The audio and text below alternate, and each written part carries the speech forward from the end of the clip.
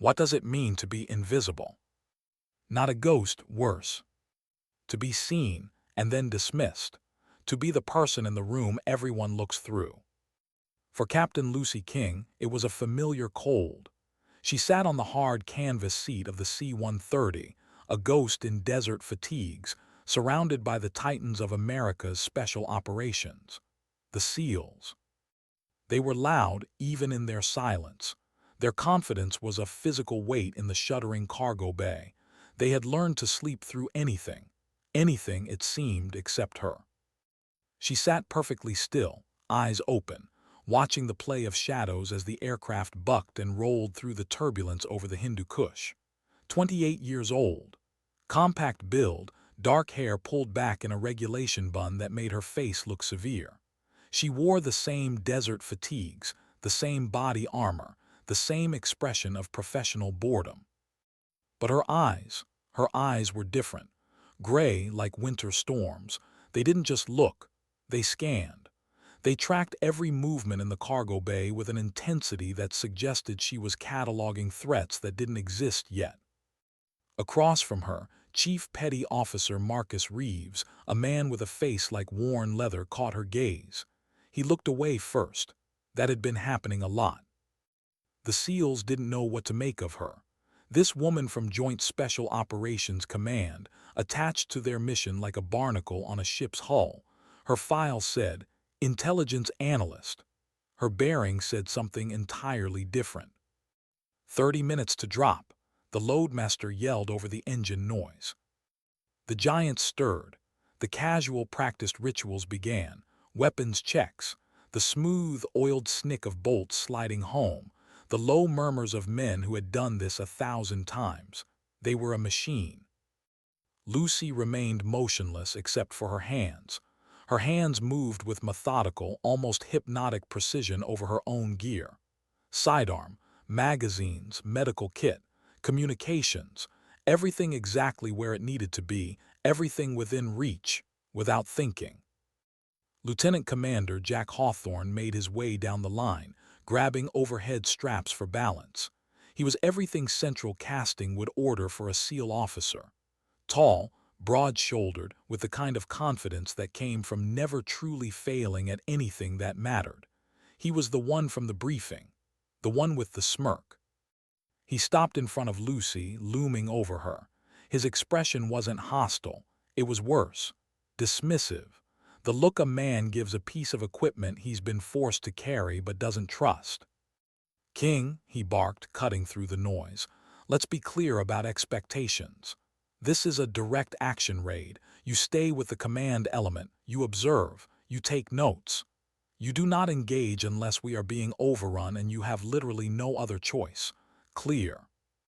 Lucy looked up. Those storm gray eyes met his. No fear, no intimidation, just flat, level calm. Crystal, sir. I mean it, Hawthorne pressed, irritated by her lack of deference. I've got 12 shooters who have trained together for months. We don't need heroics from the intelligence section. Understood. He waited as if expecting her to say more, to protest, to justify her existence. She just held his gaze with that same perfect, unsettling calm. He grunted and moved on. Behind her, she heard Petty Officer Torres mutter to his swim buddy, Bet you $20 she freezes up the second round start flying. The response was a quiet chuckle. No bet, they always do. Lucy didn't flinch. She simply filed their voices away, memorizing the tones, the assumptions. Her work had taught her that people reveal more in casual conversation than in formal briefings, and these men were revealing exactly what she expected. They saw her as a liability, a problem waiting to happen. The loadmaster began the final approach. Lucy closed her eyes. She began her own ritual. She didn't pray. She didn't visualize success. She simply acknowledged what she was about to walk into and accepted it, with the clinical detachment of someone who'd learned that emotion was baggage you couldn't afford to carry. The ramp dropped. Afghanistan's dawn air rushed in, dry, cold, tasting of dust and diesel fuel. The SEALs moved out, flowing like ghosts into the gray pre-dawn. Lucy followed, keeping her assigned position, close enough to observe, far enough back not to interfere. But there was one thing they didn't know, one thing they couldn't possibly comprehend. Lucy King had never been just an observer, and before this day ended, everyone would know it. What does the quiet feel like? Right before the storm, it feels like this valley. The compound sat in the basin like a fresh wound in the earth. The pre-dawn light was treacherous, painting everything in shades of gray and deep purple. Lucy moved as the team moved, a shadow attached to other shadows. The air was thin, cold, and utterly still. Too still. Intel said the target, a high-value commander, was inside. Intel said 6 to 8 fighters, light weapons. And Intel, as Lucy knew from bitter, bloody experience, was often optimistic. The SEALs moved with textbook precision. Chief Reeves on point, his eyes reading the ground, his rifle tracking smooth and controlled. These men were professionals, the best America had to offer, and something was terribly, fundamentally wrong. Lucy felt it before she could articulate it, a cold, crawling sensation between her shoulder blades, the combat veteran's sixth sense, the whisper that saves your life. The compound was too quiet, not just sleepy. It was dead. There were no dogs barking, no roosters, no sound of life stirring with the dawn, just silence pressing down like a physical weight, the silence of a place that is waiting, the silence of a trap. She moved up close to Hawthorne's shoulder. "Sir," she said, her voice a low murmur, "something's off." He glanced back, irritated. "They're asleep, that's the point." "No dogs," she insisted. "Rural Afghanistan, no dogs," Hawthorne huffed. "Maybe they ate them. King, I need you to." He never finished the sentence. The world ended. The first explosion shattered the dawn, but it didn't come from the compound. It came from behind them, from the approach route. A massive IED timed perfectly, timed to let the assault element pass, and detonate right in the middle of the command element, in the kill zone. Lucy felt the shockwave punch through her chest, a brutal fist that stole her breath. A column of flame and smoke erupted. Men were down, screaming. The radio exploded into a frantic chorus of panic. And then the shooting started, not from the compound, from the terraced hillsides, from positions that had been prepared, fortified, dug in. Muzzle flashes sparked like malevolent stars in the darkness. Automatic weapons fire raked the valley floor. The ambush was perfect, clinical, brilliant. The SEALs had walked straight into a trap designed specifically for them, and now they were pinned, caught in a kill zone with wounded men and no cover. The ambush had turned his elite team into sitting ducks. Hawthorne was on his belly, screaming into his radio, trying to coordinate a response, but it was useless. They were caught. Lucy lay prone, her cheek pressed against the cold, gritty earth. The blast had deafened her in one ear, but she wasn't panicking. She wasn't frozen. While the world dissolved into noise and terror, her mind had become preternaturally calm. Her storm-gray eyes were open, scanning the ridge. She wasn't just seeing the muzzle flashes. She was counting them, cataloging, estimating ranges, identifying the heavy weapons. She identified the enemy's command element based on which positions fired in coordinated bursts. A SEAL 10 meters to her left went down, clutching his leg. Another man dragged him toward a low wall as rounds snapped past their heads. "Where the hell is our fire base?" Hawthorne roared. The radio operator yelled back, his voice tight with stress. "Outpost Delta is under attack. Heavy contact. They can't support." Of course they couldn't. This wasn't an ambush. It was a coordinated operation, designed to isolate and destroy them, and it was working. Lucy unclipped her own hand mic. Her voice cut through the panic on the net, impossibly calm. "Heathen 6, this is Cipher 7. Request immediate air support. Coordinates to follow." She was already punching the data into her small tablet. "Estimate 30 to 40 combatants. Prepared defenses." The reply was a death sentence. "Cipher 7, be advised, air assets are 20 minutes out. I repeat, 20 minutes. Can you hold?" Lucy looked at the chaos, at the SEALs fighting desperately against an enemy that held every advantage. 20 minutes. In this kill zone, 20 minutes might as well be 20 hours. Negative Heathen 6, we need it now. Working it, Cipher 7, stand by. Standing by wasn't an option. Another SEAL went down, this time not getting back up. Chief Reeves made it back to the command element, blood leaking from a cut above his eye.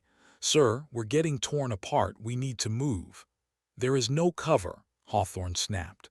It's all a kill zone. It was Tors who said it, the man who had bet she would freeze. His voice was sharp with fear. Then we die here.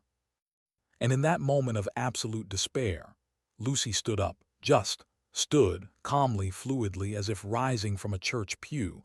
Every SEAL stared, unable to process it. It was suicide. You don't stand in a firefight, everyone knew that. Why would she stand? Had she finally lost her mind? King, get down, Hawthorne roared, his voice cracking with disbelief. That's an order. She ignored him. She was already moving, not running, but with a swift, purposeful stride, heading toward a low berm that offered the barest minimum of cover, but a perfect sightline. As she moved, her hand went to the small of her back beneath her vest, and she produced a weapon that was definitely not standard intelligence analyst issue.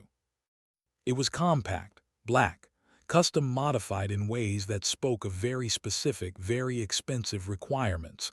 A suppressor, optics that cost more than a car.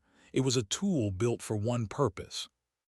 She dropped behind the berm, deploying the bipod in one smooth motion. She went prone, cheek to stock, breathing already controlled. The chaos, the screaming, the fear, it all faded away. Her world narrowed to the crystalline circle of her optic. Through the glass, the enemy positions resolved with terrifying clarity. She could see the muzzle flashes, see the movement behind the rock fortifications, see the heat shimmer rising from barrels that had been firing too long. What the hell? Reeves whispered. Lucy's first shot was nearly silent, just a suppressed crack, barely audible over the ongoing firefight. On the hillside, 500 meters away, a figure operating a PKM machine gun suddenly pitched backward. His weapon fell silent. The other SEALs didn't even realize what had happened, but Lucy was already transitioning. Bolt action, smooth, economical. She acquired her second target, the spotter, the one directing fire. He'd thought he was invisible. He'd been wrong. The rifle cracked again, another fighter down. This was not the work of an analyst. This was the work of a master. What does a reckoning sound like? Sometimes it's almost silent. Lucy began to work through the targets with a cold, mechanical, terrifying efficiency. Each shot was deliberate, calculated, final. She wasn't trying to suppress the enemy. She wasn't trying to make them keep their heads down. She was systematically removing them from the battlefield. One precise, perfectly placed shot at a time. This was the kind of shooting that required years of training, a perfect understanding of ballistics, and the kind of cold nerve that most people never developed. The SEALs watched in stunned silence. Their intelligence analyst, the woman they dismissed as a liability, had transformed into something else entirely. An RPG team was setting up, preparing to fire into the pinned-down Americans. Lucy saw the gunner shouldering the tube. Crack. She put a round through his chest at 400 meters. She didn't pause. She worked the bolt, transitioned instantly to the loader before he could even pick up the weapon. Crack. Both men dropped within 2 seconds of each other. The RPG clattered down the hillside, unused. Jesus Christ, Tors whispered, the man who'd bet she would freeze. Who is this woman? Hawthorne was watching through his own scope, tracking her shots. He was watching the enemy positions, which had been so dominant, begin to collapse under the fire of one person.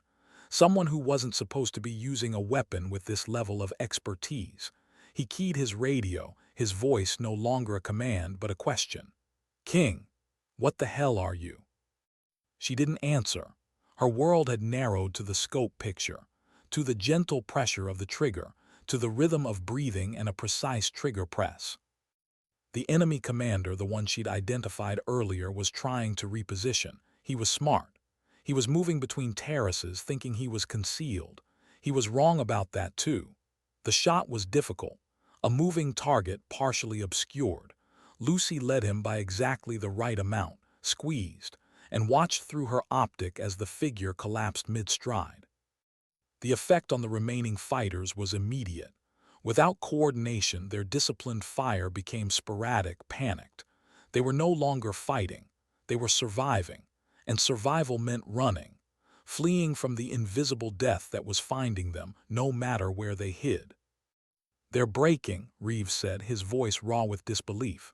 "She's breaking them by herself." How do you measure the weight of a secret? You measure it in the silence that follows. The firefight didn't end. It just stopped. The enemy positions fell silent one by one. The valley filled with an oppressive quiet, broken only by the moans of wounded men. Lucy saved her weapon and stood. No visible emotion, no satisfaction, no relief, no adrenaline shakes.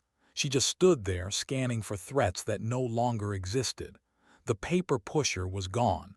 In her place stood something else.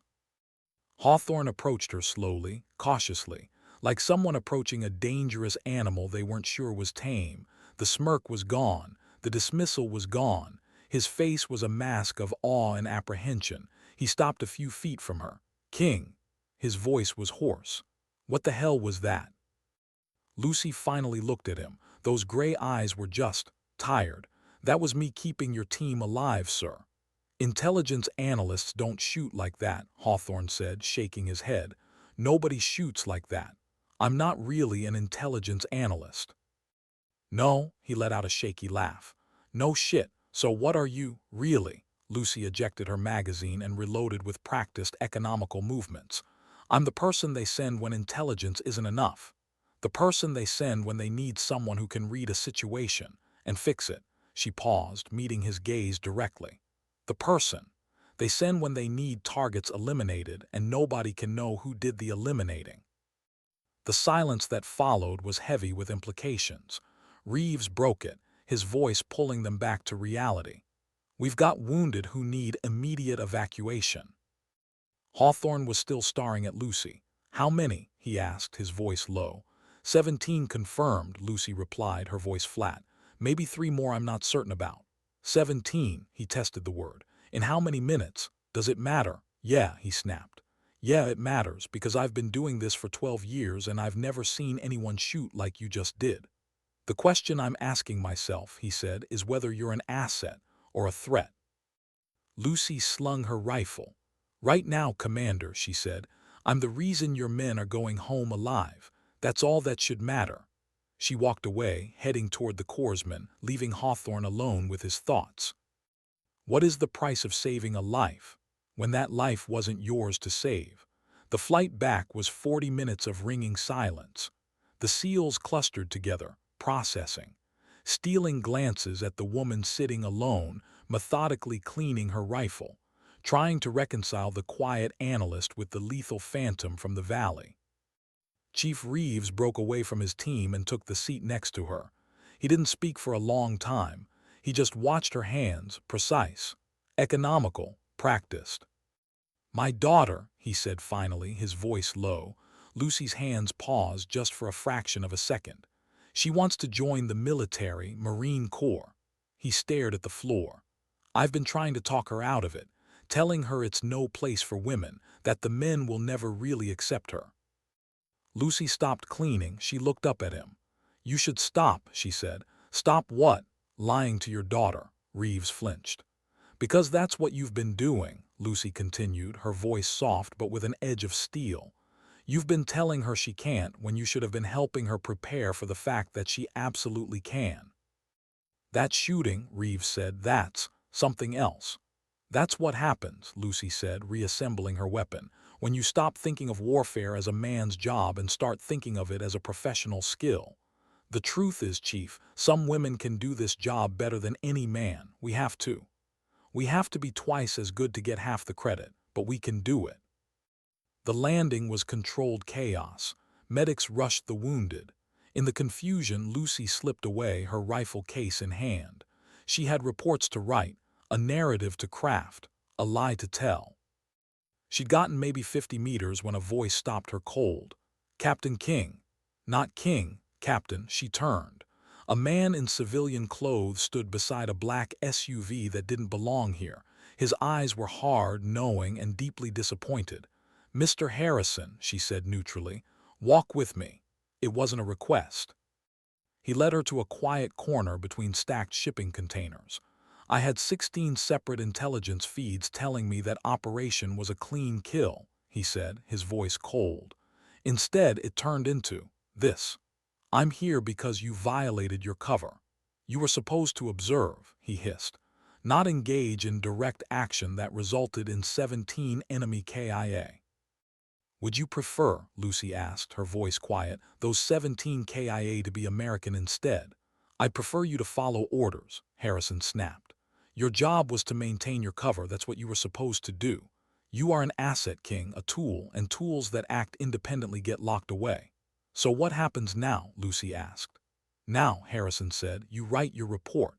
You explain that the enemy positions were already compromised by airstrikes.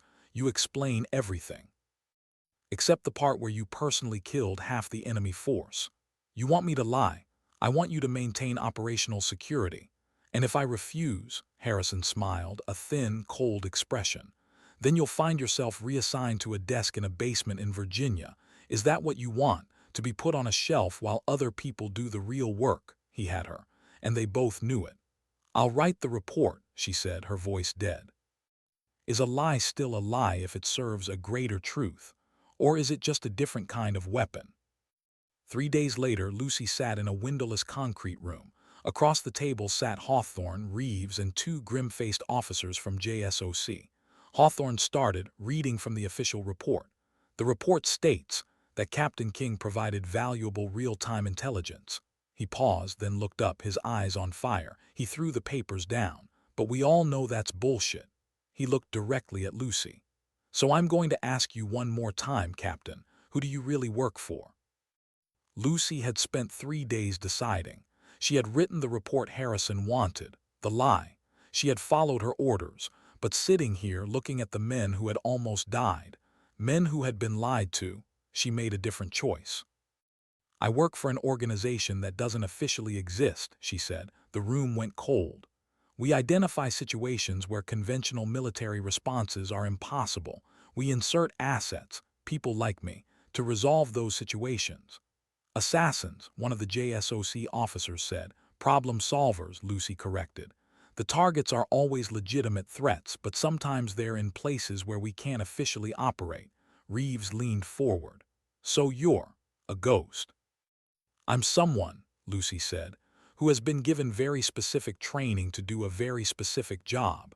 That job is keeping Americans alive, when all the normal rules make that impossible."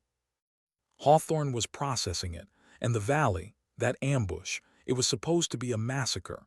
"You saved our lives," he said. "I did my job." "No," Hawthorne shook his head. "You went way beyond your job. You risked your cover to save a bunch of SEALs who treated you like you didn't belong. Why?" Lucy was quiet for a long moment. "Because that's what we do," she said softly. "We keep Americans alive, even when they don't know we exist. We stand in the shadows and we do the ugly work, so that people like you can do the heroic work in the light. That's the burden we carry." The room was silent. Finally, one of the JSOC officers spoke. "This conversation never happened. This briefing never occurred. As far as the records are concerned, Captain King provided intelligence support. That's all." They filed out one by one. Hawthorne lingered. "For what it's worth," he said, "I was wrong about you, completely wrong. Most people are." "Is it lonely?" he asked. "Being that person," Lucy considered it. "Sometimes, but then I think about the SEALs who went home to their families because I was there, and I remember why I do this." She paused at the door. "King," he called out, "thank you for my men." "You're welcome, Commander," she said. "Now do me a favor." "What's that?" "Stop underestimating people based on what their files say. Because the most dangerous people are always the ones you never see coming." She walked out, leaving him standing alone. The wolf doesn't announce itself to the sheep, and America's deadliest wolves. They wore faces that nobody would ever remember. They worked jobs that nobody would ever acknowledge, and they carried burdens that nobody would ever understand. Lucy King was one of those wolves, and the world was safer. Because she was invisible, Captain Lucy King was gone. She didn't wait for the official commendation for intelligence support. She didn't stay for the psychological debriefing. She simply filed the required paperwork, the lie, and vanished. The forward operating base received a one-line administrative transfer notice. Cipher 7, reassigned. Black Sea Joint Analysis Group. 2 weeks later, the Black Sea was forgotten. Lucy was standing in an air-conditioned gallery in Zurich, Switzerland. The atmosphere was thick with cigar smoke, vintage champagne, and the quiet, arrogant confidence of global finance. She was wearing an Armani dress that cost more than her annual military salary. Her hair was down, styled to look effortlessly expensive. Her storm gray eyes were softened by subtle makeup, making her seem approachable. She was the perfect profile of a high-tier financial analyst attending a global futures summit. She was, once again, invisible, this time by design. Her contact, Mr. Harrison, was not physically present, but his voice was a cold whisper in her earbud. "Target is Elias Thorne," Harrison's voice said. "He's upstairs, 48th floor, the penthouse gala. He's closing a deal in the next hour that puts his new drone guidance system into the hands of 3 designated terrorist organizations." Lucy smoothly accepted a glass of water from a passing waiter, her eyes scanning the security checkpoints. Why not a conventional strike? Political shielding is absolute, diplomatic immunity, plus we don't want the drone tech to fall to a third party when his operation is seized. We want it gone, non-attributable. Harrison paused. "Your mission, Captain, is non-kinetic. Terminate the finance, not the financier. Collapse his digital infrastructure. Erase the drone code from his main server." Lucy took a sip of water. This was the work. The problem-solving. No M4, no bipod. Just layers of digital security designed to withstand nations. Required time on target: 10 minutes. Thorne gives a closing toast at 22:00 hours. The windows are open for the first 5 minutes of the speech, while his personal security is focused on the crowd. The breach. Lucy moved with the ease of someone who belonged there, navigating the labyrinth of power brokers and nervous young assistants. She ignored the guards and the biometric readers. Physical security was amateur work. Her target was the server room, tucked behind a fake bookcase in Thorne's private study, accessible only by a single data line run through the air duct system. She reached the 48th floor. The noise of the party was deafening. At 21:55, Lucy slipped into a utility closet disguised as a service panel. She extracted a small, carbon fiber laptop from her clutch purse. She was wearing Kevlar, not for bullets, but to dampen the electromagnetic signature of her equipment. Her fingers flew across the keyboard. This was her language, not the crack of a rifle, but the silent, fluid movement of code. She wasn't fighting men now, she was fighting algorithms. Thorne's network was a masterwork of digital defense, 5 layers of deep encryption, quantum entanglement traps, AI countermeasures designed to identify and isolate human intrusion. Attack: she launched a custom-built polymorphic virus. Defense: Thorne's AI countered instantly, trapping her initial probe. Lucy didn't fight the trap. She used it. She let the countermeasure quarantine the virus, and then used the distraction to slip her core command packet through the now open network port. Clicking. She was in. She had exactly 300 seconds. The problem solved. On the party floor, Elias Thorne tapped his glass. The noise subsided. He smiled, radiating smugness. "To success," Thorne announced, raising his glass. and to the future of our endeavors. In the utility closet, Lucy targeted the three core repositories: the financial ledger, the drone guidance server, and Thorne's identity files. Target 1, Finance. She executed a recursive zero-out script designed not to steal but to destroy, to make it look like the entire system had imploded from within. Wham! Thorne's offshore accounts, shell companies, and liquid assets gone, replaced by a stream of bad data and digital dust.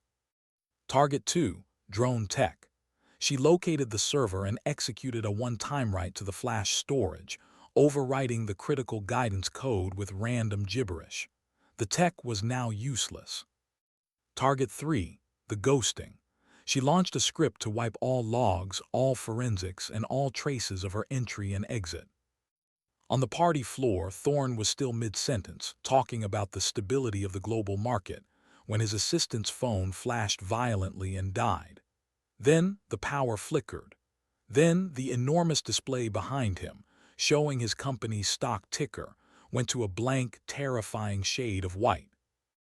Thorne's eyes widened, a sudden primal fear replacing his arrogance.